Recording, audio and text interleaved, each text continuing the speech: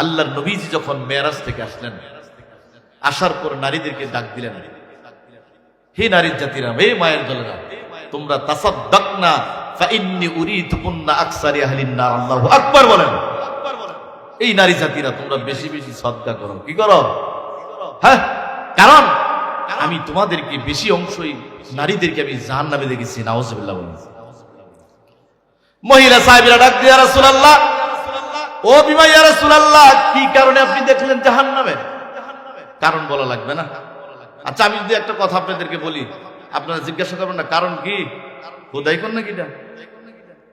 সাহাবীরা প্রশ্ন করেন, মহিলা সাহাবীরা, ও বিমা ইয়া রাসূলুল্লাহ, কি কারণে আমাদেরকে বেশিরভাগই নারীদেরকে আপনি জাহান্নামে দেখলেন? কারণটা বলবেন নি? আল্লাহর নবী ইদি কয়, তুকসিরুনাল্লাহ ওয়া তাকফুরুনা আশিরা। আল্লাহর নবী ডাক দিয়ে কয়, আমি দুইটা কারণে তোমাদেরকে বেশি বেশি জাহান্নামে দেখেছি। বলি নাউজুবিল্লাহ। তো আমরা এই জায়গা কি জন্য আসছি? আসলে আমাদের একটা লোভ আছে না? একটা লোভে বা একটা আশাই করছে। হ্যাঁ, অনেকেই অনেক রকমের নিয়তে আসছেন। অনেকে আবার আসছেন যে না, ওয়াজ মাহফিল থেকে কিছু বাড়িতে নিয়ে যাব, এই নিয়ত কেউ আসছেন। জান্নাত পাওয়ার জন্য, জাহান্নাম থেকে বাঁচার জন্য, এরকম নিয়ত কারণ আছে না? লোভ আছে প্রত্যেকটা মানুষের।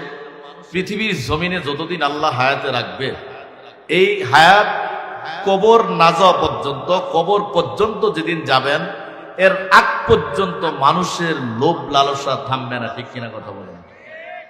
কাহারো সম্পদের লোভ, কাহারো বাড়ি গাড়ির লোভ, কাহারো টাকা পয়সার লোভ।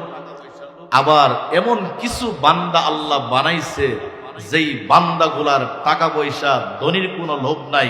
ওই বান্দাগুলার লোভ শুধু কখন সে আখিরাতের পাথি নিয়ে কবরে যাবে। ঠিক কিনা কথা বলেন? এই জন্য লোভ জিনিসটা সবারই আছে। তাহলে সর্বোপরি সর্বপ্রথম আল্লাহ তাআলার শুকরিয়া আদায় করা দরকার আছে কিনা? সম্পদ যে বেটা পাইছে তারও শুকরিয়া আদায় করা দরকার, যেই বেটা ফকির তারও শুকরিয়া আদায় করা দরকার। ঠিক কিনা? হ্যাঁ, এই জন্য ওয়াজ যতক্ষণ চলবো, আপনারা আছেন তো? আপনারা থাকলে আমি থাকবো, আর আপনারা না থাকলে আমি তো এলাকার খালি যাই ল্যাপটা গায়ে দিব। হ্যাঁ, ওয়াজ চলবে, কিয়ামত পর্যন্ত ওয়াজ চলবে। পৃথিবীতে যত নবী আসছেন, এনারা ওয়াজ করেন নাই? কেউ, ওনারা মাইক ছাড়া করছে, মাইক ছিল না, এত সুন্দর ডেকোরেশন ছিল না। ওনারা মসজিদের মধ্যে ওয়াজ করছে। আল্লাহ বলেন, ফাযাক্কির ইন্না ওয়াযাক্কির ফাইন্নায যিকরা তানফাউল মুমিনিন। আল্লাহ বলেন, নবী আপনি ওয়াজ করেন, আলোচনা করেন। ওগো পয়গম্বর, এমন আলোচনা করেন যেই আলোচনার মাধ্যমে মুমিনদের জন্য উপকার হয়, এমন আলোচনা করেন। আল্লাহু আকবার বলেন। এজন্য আমার ভাইয়েরা, আলোচনা এমন আলোচনা হতে হবে, কোরআন হাদিসের কথা এমন ভাবে বলতে হবে যেই কথাগুলি, যেই বার্তাগুলি মুমিনদের জন্য উপকার হয়। ঠিক কিনা? মুসলমান ভাইরে আমার, আল্লাহ তাআলা বলেন, সুম্মা লা তুসআলুন্না ইয়াওমাইযিন আনিন নাঈম।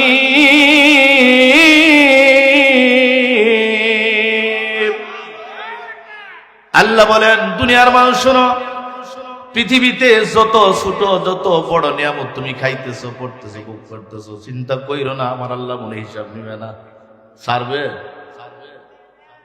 আল্লাহ বলেন, যত নিয়ামত আছে, ছোট বড় যত নিয়ামত আছে, প্রত্যেকটা নিয়ামতের ব্যাপারে আল্লাহর কাঠ গড়ায় দাঁড়া করাবে। আল্লাহু আকবার বলেন। আল্লাহ বলেন, সুম্মা ইলাইনা লা তুরজাউন।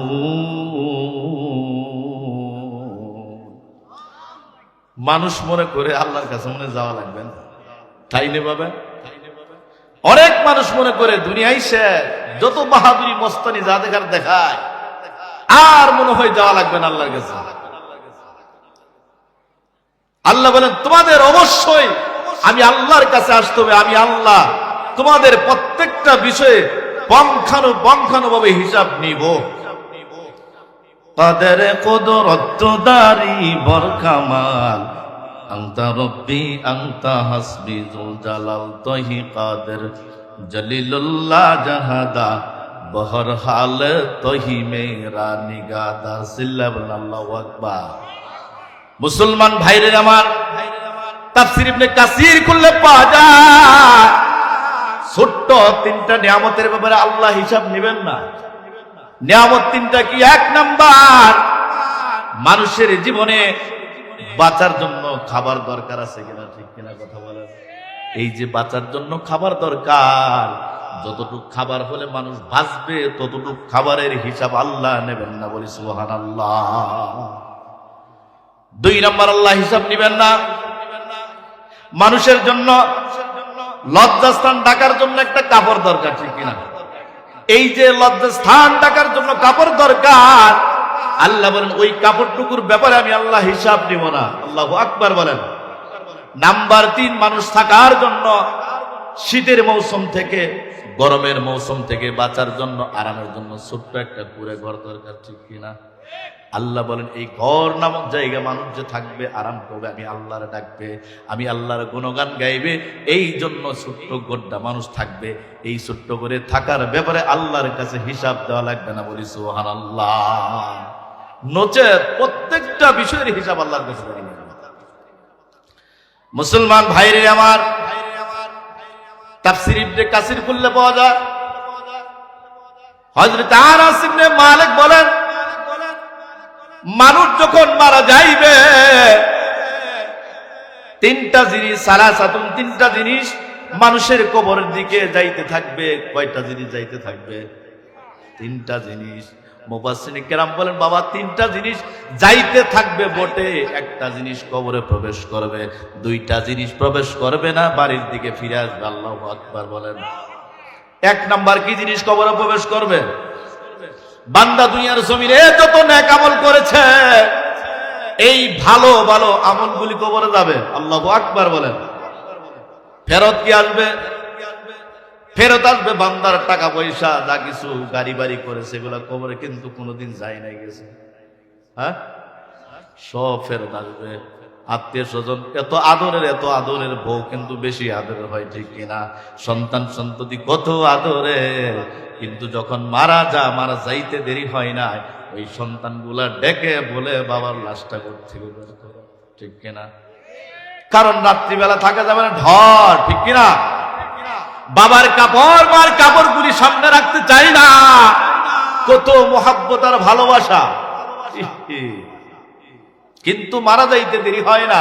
রাত্রিবেলায় ঘুরে ঘুমাইতে দিলে ঘুম আসবে না, আসবে? হ্যাঁ, ভয়। এজন্য আমার ভাইয়েরা, সন্তান আদি আত্মীয় স্বজন ফেরত আসে, টাকা পয়সা গাড়ি বাড়ি সব ফেরত আসে, কবরে যায় না বাবা। শুধু তোমার আমার কবরে যায়, তোমার আমার জিন্দেগির সৎ আমল, ভালো আমল কবরে যা, বলেন ঠিক কিনা? মৌতু কাসিন কল্লো নাসিন সারবুল কবরু বাইতিন কল্লো নাসিন দাখিলুন। আল্লাহু আকবার বলেন। সম্পদ আল্লাহ আমাদেরকে দিছে, দেয় নাই কম বেশি, হ্যাঁ? কিন্তু পৃথিবীতে একজন লোক ছিল যার নাম কারুন, নাম শুনছিলেন? এর যে আল্লাহ সম্পদ দিয়েছিল, আল্লাহ কারুনকে এত সম্পদ দিয়েছিল, যেই কারুনের সম্পদের গোডাউন আপনার তালা খোলার জন্য 70টা উট লাগতো খালি চাবি বহন করার জন্য। আল্লাহু আকবার বলেন। স্যার ডেনি কোথায়? 70টা উট লাগতো শুধু এই কারণে সম্পদের গোডাউনের তালা খোলার জন্য, চাবি। এর চেয়ে বেশি আপনাদের? হ্যাঁ, মুসা পয়গম্বরের জামানায় কারুন এত ধনী হয়ে গেল, আল্লাহর নবী মুসা ডাক দেখো, কারুন সম্পদ তো মেলায় গেল, যাকাত টাকাত দেওয়া লাগবে না। আমরা যদি অনেক মানুষকে, ভাই আপনি তো যাকাত ফরজ হয়েছে, যাকাত দেন, আল্লাহ তো শতকরা 2.5% দিতে কইছে, দিবেন না? কাছে বুঝি, হিসাব নিকাশ করে দিই, কয় না? এর মানে না দেওয়ার।